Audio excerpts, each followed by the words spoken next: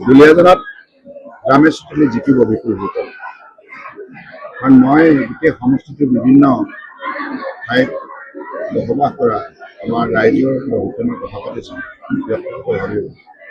সকলোৱে কৈছে যে ৰামেশ চৌধুৰী এজন অত্যন্ত উজ্জ্বল ভাৱমূৰ্তি অধিকাৰী আৰু সৰল সৎ আৰু নিষ্ঠাবান। গতিকে বহুদিন ধৰি জনপ্ৰতিনিধিৰে যেনেকুৱা সৰুতে সদায় ৰাইজৰ প্ৰতি শ্ৰদ্ধাই লৈ কাম কৰি আহিছে। গতিকে ৰাইজে ইতিমধ্যে সিদ্ধান্ত লৈছে ৰমেশ চৌধুৰীকে ভোট দিব, বিপুল ভোটত জিকিব। আৰু সামগ্ৰিক মই পূৰ্বৰ পৰা এটা কথা কৈছোঁ, আৰু গোটেই অসমত মইতো আগৰ পৰা কৈ আছোঁ, we are close to 100 with our allies. মানে আমাৰ যিসকল মিত্ৰ দলৰ সৈতে মিলি 100খনৰ ওচৰা-ওচৰি আমি আসন পাম, অতি স্পষ্ট। আৰু বিজেপিৰ বাহিৰে অসমীয়া জাতিক কোনো ৰাজনৈতিক দলে নিৰাপত্তা নিদিয়ে। কাৰণ যোৱা 10 বছৰত আমি জাতিটোৰ মাটি ভেটি কৃষ্টি সংস্কৃতি ভাষা সাহিত্য নিৰাপত্তা দিবৰ বাবে যিখিনি পদক্ষেপ ল'লোঁ, এই পদক্ষেপ কংগ্ৰেছে 55 বছৰ ল'ব পৰা নাছিল।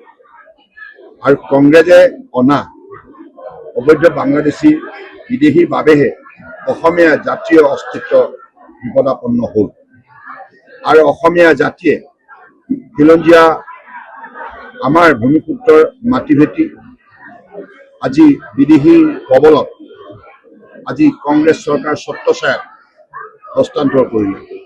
গতিকে এই মহা অপৰাধ মহাপাপ যিটো কংগ্ৰেছে কৰিলে অসমীয়া জাতিৰ ক্ষেত্ৰত, কংগ্ৰেছে কোনোদিনেই অসমীয়া জাতিয়ে ক্ষমা নকৰে।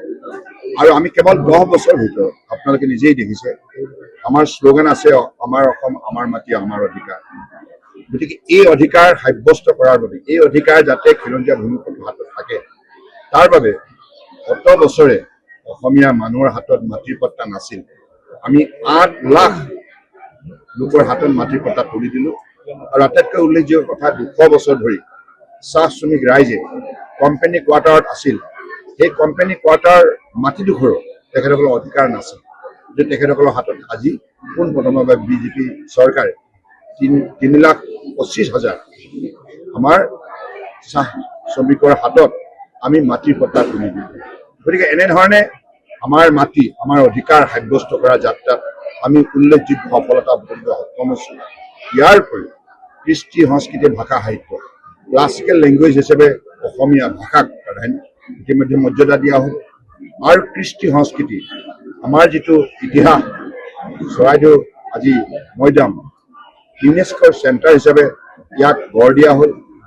আৰু মহাবীৰ লাচিত বৰফুকনৰ 400 বছৰীয়া জন্ম জয়ন্তী ৰাষ্ট্ৰীয় পৰ্যায়ত উদযাপন কৰা হ'ল। আটাইতকৈ ওখ প্ৰতিমূৰ্তি নিৰ্মাণ কৰা হ'ল। স্বৰ্গদেউ চাওলুং চুকাফাই গঢ় দিয়া বৰ অসমখন ৰক্ষা কৰিবৰ বাবে আজি অসমত অতদিনে কংগ্ৰেছে সৃষ্টি কৰা অশান্তি দূৰ কৰাৰ বাবে উগ্ৰপন্থীৰ সৈতেও আলাপ আলোচনা মিলিত হৈ চুক্তি স্বাক্ষৰ কৰি আজি এইবিলাকো নিষ্পত্তি কৰা হ'ল। 10,000তকৈ অধিক উগ্ৰপন্থীয়ে অস্ত্ৰ ত্যাগ কৰি মূল সুঁতিলৈ ঘূৰি আহিলে। আৰু আমাৰ কৃষ্টি সংস্কৃতি যেনেধৰণে বড়োৰ বাগৰুম্বা, আমাৰ চাহ জনগোষ্ঠীৰ ঝুমুৰ আৰু অসমৰ বিভিন্ন জাতি জনগোষ্ঠীৰ অসমীয়া বিহু, এইবিলাকো আমাৰ ইতিমধ্যে ৰাষ্ট্ৰীয় অন্তঃৰাষ্ট্ৰীয় পৰ্যায়ত প্ৰধানমন্ত্ৰী স্বয়ং আহি ইয়াক উপস্থাপন কৰিলে। গতিকে এনেধৰণে ডক্টৰ ভূপেন হাজৰিকা ডাঙৰীয়াক মৰণোত্তৰভাৱে সৰ্বোচ্চ অসামৰিক সন্মান ভাৰতৰত্ন প্ৰদান কৰা, এনেধৰণৰ হাজাৰটা উল্লেখযোগ্য পদক্ষেপ। আৰু ভাষা গৌৰৱ আঁচনিৰ যোগেদি বিজেপি চৰকাৰে অসমৰ প্ৰতিটো খিলঞ্জীয়া ভাষা সাহিত্য উন্নতিৰ বাবে এককালীন আৰ্থিক সহযোগিতা আগবঢ়োৱা।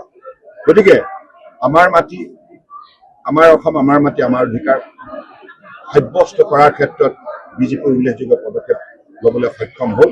আৰু অহা 5 বছৰ আমি অবৈধ সন্দেহযুক্ত বিদেশী কবলত থকা মাটি আমি তেখেতসকলক উচ্ছেদ কৰাই আমাৰ সেই মাটি আমি তেখেতসকলৰ পৰা কাঢ়ি আমাৰ খিলঞ্জীয়া ভূমিপুত্ৰৰ মাজত আমি বিতৰণ কৰিম। এই সংকল্প লৈ এইবাৰ নিৰ্বাচনত আমি অৱতীৰ্ণ হৈছোঁ।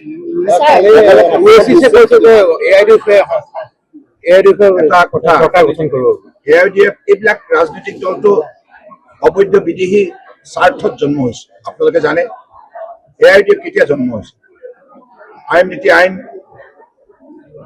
2005 চনৰ 12 জুলাই তাৰিখে যেতিয়া উচ্চতম ন্যায়ালয়ে ইয়াক বাতিল কৰিলে, তাৰ দুদিনৰ পাছতেই 14টা মৌলবাদী সংগঠন মিলি পেলাই ইয়াৰ বিৰুদ্ধে জন্ম আৰু তেখেতসকলৰ প্ৰধান লক্ষ্য হ'ল অবৈধ বাংলাদেশী বিদেশী নিৰাপত্তা।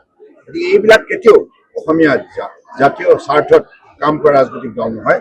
গতিকে আমি অসমীয়া স্বাৰ্থত কাম কৰা ৰাজনৈতিক দল যদি আজি তাৰিখত কোনোবা আছে, বিজেপি, AJP, BPF, সন্মিলিত গণশক্তি।